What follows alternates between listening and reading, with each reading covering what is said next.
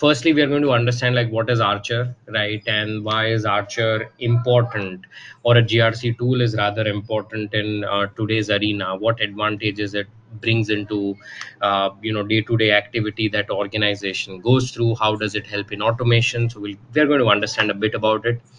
And then we are going to review the use cases, how they can actually be designed in a tool.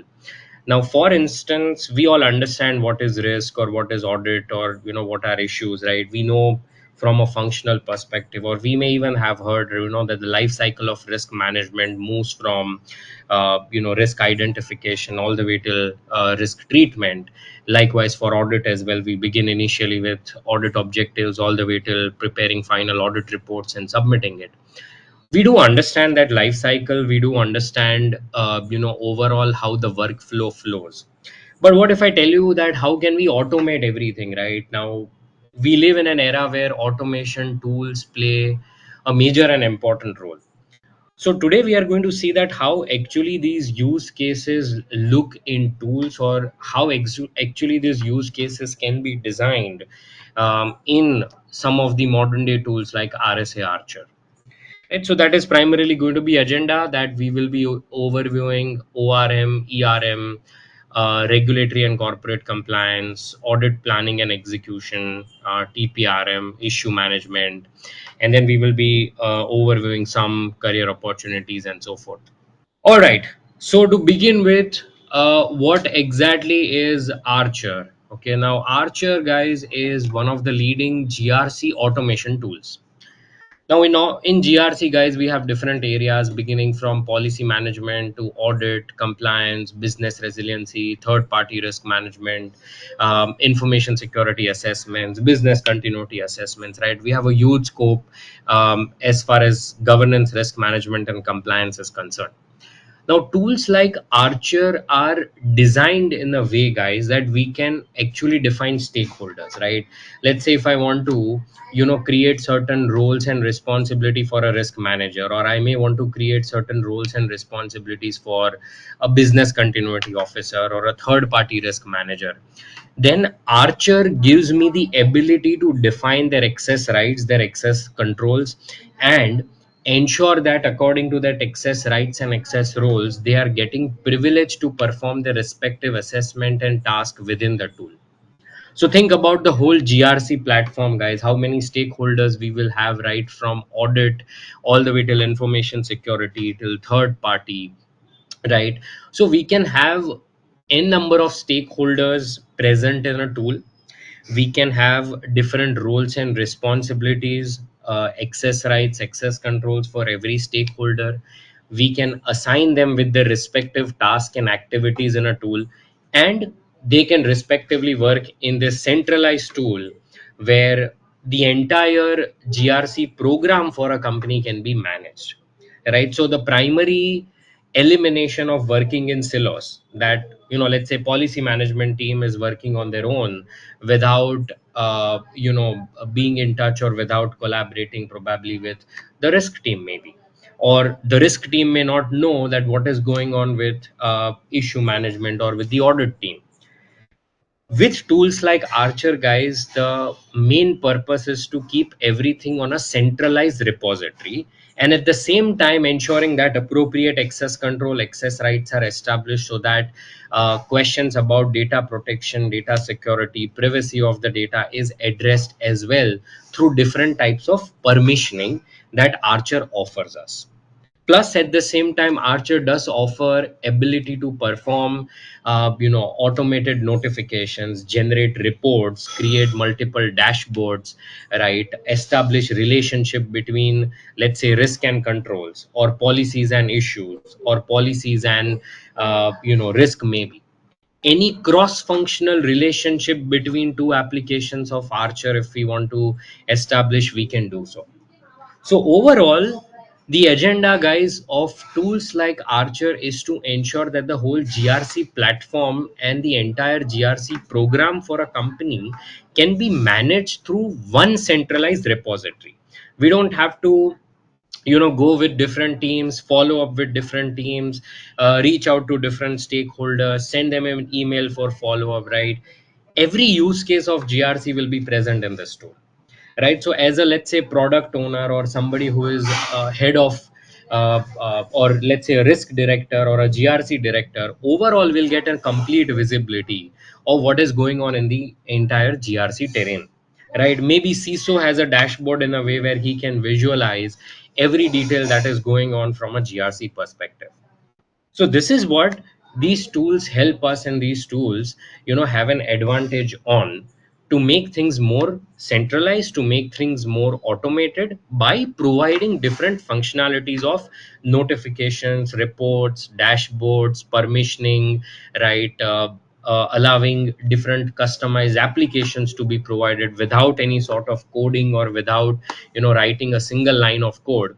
This is what the primary advantages of tools like RSA Archer primarily is, guys.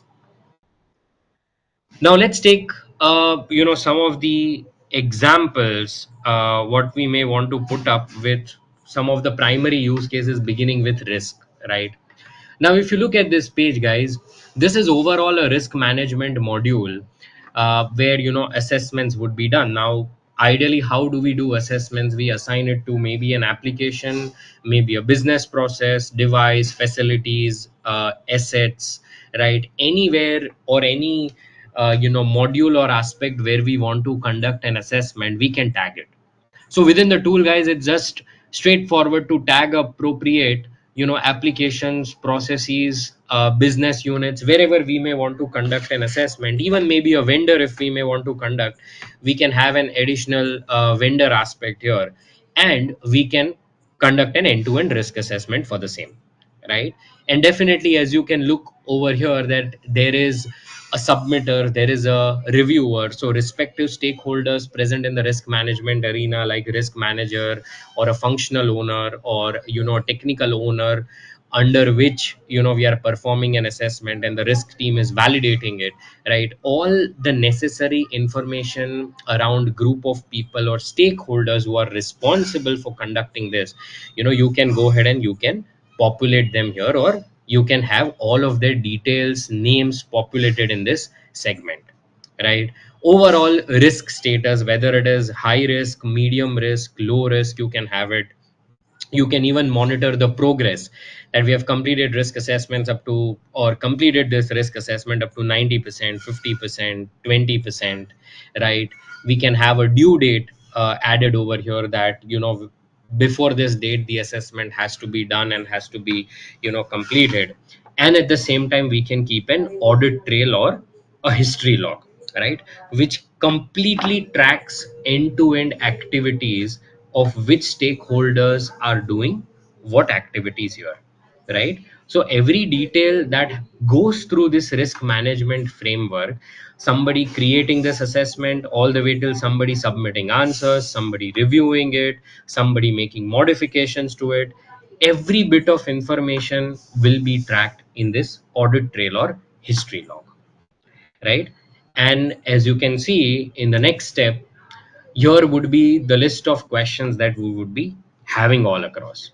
So let's say, right from conducting assessment on an application, about some of the best practice application assessment questions related to the product, related to its life cycle, documentation, right? Typical risk assessments question from different domains or different areas that we ask for conducting an assessment, right, is all mentioned over here. So as you can see, the pool of questions, right, you can go ahead and you can probably answer respectively. And at the same time, there is an option to go ahead and have the specific evidences or documentation added as well, right? Because for certain questions we may have reasoning or a justification to provide, or certain documents or evidence to be added, right? And even this is helpful from an auditing perspective or from auditor's perspective. We can go ahead and we can add up everything here.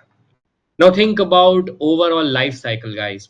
People who are going to perform audits has to come on this page completed. People who are going to submit this assessment have to come on this page, complete the assessment. People who have to review this and provide their approvals or rejections have to come on this. So overall, the ability to perform centralization in GRC is something what these kinds of tools provide, guys, right? So this is one of the use case. Likewise, other set of questions, guys, that we may want to add in terms of overall criticality of application, complexity. If we have certain transactional volumes, right, or maybe some aspect related to PCI DSS, ISO 27001, HIPAA, NIST, right? You can have all sorts of questions listed over here, even from compliance perspective. So it is wide open to have as many questions for assessment over here, right? So if my asset has to stay compliant with multiple GRC frameworks, right, I can add up as many questions as I want here and can complete the assessment, can provide the scoring, can add documentation if I want, right? So we can do pretty much most of these things from an assessment perspective that we do maybe manually through this particular tool. And then you can add up some additional comments if you want to assign subtask that, okay, if I want to take a timeline that, okay, the submission date is, let's say, 5th of July, maybe, right, 2 days or 3 days from now, then what are the activities that is supposed to be done on 3rd of July, 4th of July, and 5th of July, right? So I can create a minor task or individual task for different stakeholders, and I can even assign it so that we exactly know what stakeholders are doing as their current activity, or what is their progress that is going to happen here, correct? So we can add up all of these as well. So ideally, guys, this is how the design would look like from a risk assessment perspective. And likewise, we can have risk hierarchies, we can have risk statements, we can have risk registers, right? The whole risk management module or the life cycle from an ORM perspective or an ERM perspective, right? Different modules all across the risk segment, we can have it in a similar way as to how we are visualizing over here. All right. So this is what we have, guys, from a risk assessment, risk management perspective. Now, similarly for regulatory or corporate compliances, right, where I may have to ensure that we are abiding by certain specific compliances, specific compliance regulation what has been provided. Right now, in this particular case, it is pretty important for me to give a title to it, like, let's say this is about civil money penalties according to Office of the Controller of Currencies, right, from a regulatory compliance framework and according to different acts. So I can create a small regulatory compliance item, right, which does talk about the publication date, the sample reference document which has been published, right? What is overall summary? How is it applicable in the company? The jurisdiction to which it is applicable to, right? So probably the information from a regulatory compliance, laws, compliance, specific activities, acts, anything that the organization has to follow or needs it for an information. You can add up different links, you can add up different kind of description, you can put it under different category that, okay, is it a law, is it a rule, is it a process, right? What kind of category does that regulatory item belong to, right? Jurisdiction to which it may be applicable to, correct? Because we can have multiple regulatory line items according to geography, location, demographics, right? Vendors or businesses or industry that we may be working into, right? So all the applicability regarding the regulatory compliance activity we can add up with regards to the jurisdiction here. And this is the beauty of this tool, guys. Anything that we may see in manual Excel sheets, Word document, PDF file, right?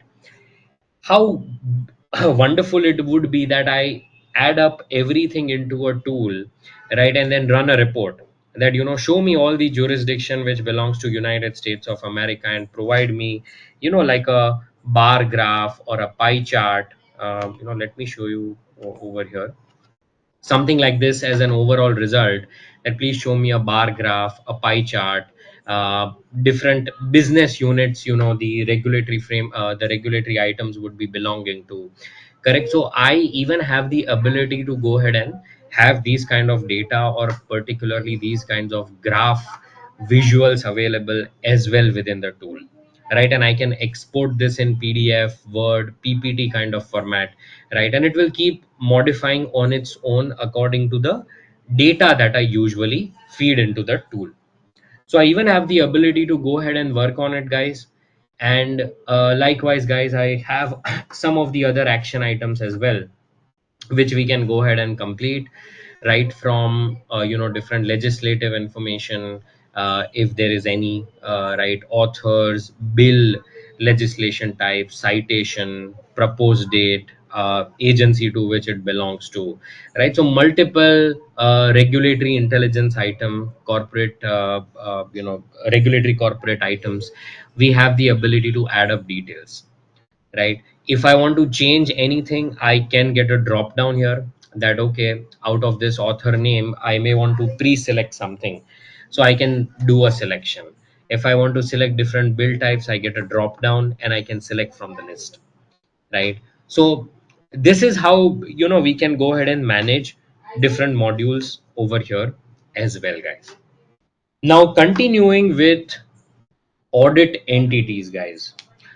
Now it is but obvious that for audit entity, for audit planning, right, we do create an entity detail.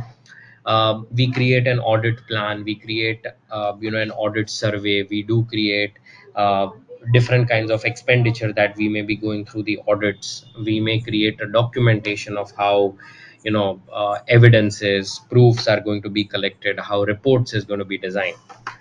So even here, guys, we have taken an instance that I may feel that I'm going to go for an audit to a company based out of AMER region, or mainly American regions, right? Then I can put up an entity name right over here.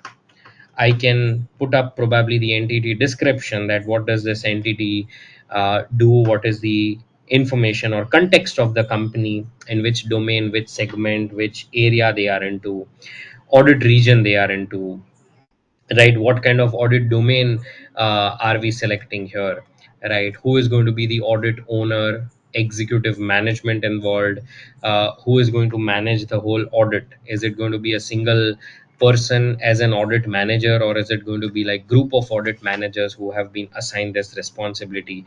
And different stakeholders that I may want to assign on an audit entity record, right? So I do have the ability to assign different stakeholders on either an audit record, risk record, right? As we have been seeing, right? And we can go ahead and we can have all of these pretty much in-depth details across different stakeholders here. Then for plan, which is going to be the entity, what are their scope, audit type, number of hours, expenses, audit engagement that we are going to have for the company, right? All such activities could be added over here, so that we know that how entity plan is going to go ahead and is going to be accomplished. So we do work and add up the details on the plan entity over here, so that we have an exact idea. And likewise, as you can see, different tabs of conducting audit entity assessment, defining a detailed scope of the audit, defining what exactly is going to be included, what is not going to be included, and if there are any kinds of prior assessments, engagements, audits that we have conducted, or maybe internal audit is conducted prior, right? Then records and details of the same. We do have different tabs and information that we can add across. All right. So likewise, guys, for other areas of audit, like I said, we can have a very similar infrastructure. We can have a very similar design, and how to build all of these in the tool, or how this tool is helpful to create, such kind of design, such kinds of modules, is something what we will be primarily learning in our course. That how within RSA Archer we can learn to develop this, design this, what are the functionalities that this tool offers, what are some of the features that this tool has, and how by learning everything we can work towards more and more GRC automation, guys. All right, so this is what we have ideally, and just an overview of how the workflow looks like, right? That, let's say for instance, I am an audit plan owner, okay, and I create an audit plan, which definitely after creating an audit plan, I do want the audit plan reviewer to review that, right, and provide the approvals. Okay, provide the approvals, and once the approvals are provided, then I can say that yes, my audit plan has been accepted and has been approved. Now ideally, through the design, what are we trying to achieve? Archer will go ahead and send an automated notification to the audit plan reviewer suggesting that the audit plan submitter has completed, the audit plan and has submitted for your review, right? So audit plan reviewer will review the plan and will either provide his approvals, or maybe let's say if that audit plan reviewer has changed, right, has been changed, has left the company, is terminated, or a new reviewer is going to be in place, you can go ahead and reassign the reviewer as well. And again, you can get an email from the system automatically, right, that okay, the new reviewer has to review the audit plan, either provide approval, right, or provide some additional information related to the audit plan which may be missing or which may not be fully complete, right, whatever the case may be, right. And again, it will go back to the loop after submitting additional information, right, it would be resubmitted and the cycle will start. Upon successful approval, it will change the plan status to audit plan approved. Audit plan approval emails will go out, and then eventually it will go to the second stage of approval.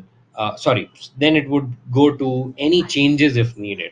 And even after approval, the last time, or any kind of minor changes, any kind of add-on information after approval we may feel has changed, needs to be added, then you still have an ability to go ahead and approve this, go to this stage, provide your approvals, and go through the validation cycle again. Or if you feel that everything is appropriate, you provide your approvals, and that's it, your audit plan gets closed.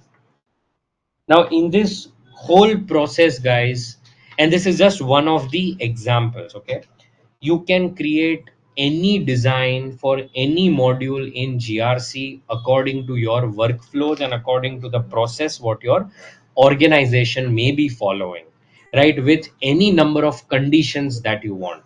Right? There is no restriction that only 2 stages of approval and rejection works or 3 stages can work. It works all the way till 8 or 9 stages. You can even have different situational conditions or condition based on audit plan category, based on different audit entities that you may have in the company, or you're doing it for your customer. In any way, in any format, however you want to design approvals, rejection, submission, you can customize workflows like this in Archer. So what will happen is that the moment process is started, guide, everything will follow on its own without any kind of manual intervention. Right from triggering email, right, notifying the respective stakeholder that it's time for him to go ahead and provide their approvals, provide their rejections, provide different kinds of updates related to audit plan, and so everything will be taken care by the design and by the workflow automatically without being manually interruptive in any format, in any nature, right. And this is not just for audit plan, you can design it for any GRC module that you may feel like, be it risk, be it compliance, be it third party, be it business continuity, be it application risk assessments, IT risk assessments, right. Whichever area of GRC you may want to customize this workflow, we can design it. All right. Next, we can similarly look at a third party, guys. So same way how we saw earlier for risk audit, right? Similarly for a third party too, guys. When I get into an engagement, right, third party engagement with a party, right, I would definitely like to have engagement name, type of the engagement, different description about the same, the business unit it belongs to, right? Likewise, who is a business unit manager, who is a TPRM, or engagement manager, engagement owner, right? How would the approvals and the rejections of the workflow go? Every information associated with regards to the engagement, right, I could add it here, right? Now some organizations may not follow this exact structure, they may have another structure. That is also possible to have it in Archer. Let's say for instance, I don't say description, but rather I say engagement description. You can modify it. You may not need start date and end date over here, you may want it in other date segment, you can have it. If you want to remove as well, you can remove it. If you feel that you want to add a prioritization here, that how or how critical this engagement is, right? Is it highly critical, it is just critical, is it of low importance, medium importance? I can add another field over here, highlighting that what is the criticality of engagement as well. So in terms of design, guys, every module comes with a best practice, right? But again, there is no restriction that if your organization is following a particular process, you cannot incorporate it here. You can incorporate anything provided you just make some changes on the tool, you make some modifications in the tool, and you get the overall output for the same, right? So overall, whatever changes, whatever information we need to have here, you can go ahead and you can completely customize this, guys, according to your needs and expectations. All right, so overall engagement is created in a way, and likewise different insurance certification, if we may ask, products and services, whatever client is, sorry, whatever that supplier or vendor is going to offer me, right? Have we done risk analysis for the same, financials involved with this, if he's going to include any subcontractor, have we done any vendor onboarding, or how will the vendor onboarding evaluation be done, right? So different areas of third party that we may want to include in engagement, we can do so. All right, so pretty much we have got very comprehensive use cases as well on third party audits, risk, right, where we literally have much in-depth and detailed information, right? And likewise, you can create a vendor risk assessment as well, right? Or you can create vendor profiling, right? That you may go for a vendor evaluation, right? And according to it, you provide vendor profiling to different vendors, right? And do their assessment. So that is also something that I could ideally include here in the tool by creating different types of modules. All right, provided if we expand this compliance and risk summary for the same, different types of assessment question that comes from a compliance perspective related to vendors, right? I could add up all of that as well, get an answer to respective question by different engagement owners, managers, by the third party, right? Ensure that we are within the risk limit and so forth. So the risk, inherent risk, is also calculated over here. Okay. So overall, if I were to look at from an engagement perspective, I do get a very comprehensive list of action items that I have to put for a vendor when I start an engagement with that vendor company. All right, so this is pretty much what we get over here. And then likewise, guys, we do have issue management, or issues or findings, which we can say one of the most widely used and applicable to every other area of GRC is an issue, right? So everywhere we see issues, we can have an issue owner, that who owns the issue basically, what is the current status of an issue due date, what was the summary of this issue, um, definitely when was this issue identified, priority of this issue, when will this be resolved, planned due date, as well different types of issue types, if a root cause has been identified, we do mention that as well. And definitely all different information related to issues, which includes, some evidence collection of an issue, that how this was identified, who reported it, right, what are going to be the action items, plan date for remediation, right, multiple details that we may need for an issue perspective is something what you can have as a whole template over here. So issue template, you can create it this way. If you feel you want to completely change it, right, feel free to go ahead and change it as well.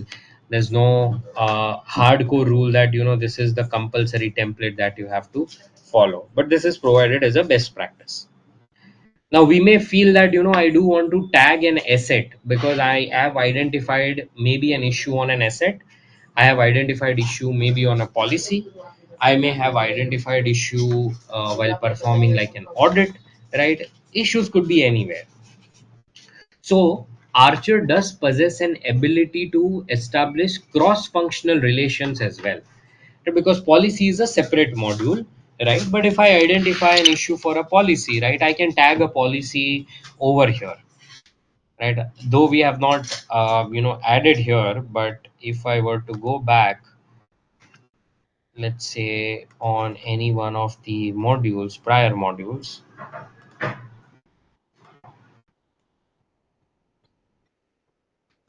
like you can see plan entity here, right? Now definitely plan entity is something which is considered as a separate module, but if I want to add up, I can add any existing plan entity, or I can create a new one and I can add it. Likewise, if we go back in time and see, you know around the risk assessment part, right? If I want to add different tasks and activities, I can do so. If I want to tag a risk to an application, right, I can do like a cross functional establishment. I may want to tag it to a business process, I can do so, right? So such functionalities are widely available to us, in Archer, in this tool. Correct, establishing cross functional relationship or establishing a cross functional arena, right, between two applications, right? So we can pretty much go ahead and we can pretty much establish that. So over here, guys, we do have multiple issues which we can track, which we can identify, right? And even if I may feel like that I do want a visualization, then this is how it looks like, guys. A dashboard of issues which are critical, open critical issues. For any issues, if we have got a remediation plan which has been identified, we can do so. Overdue remediation plans, that okay, we may have a remediation prepared but it has been overdue.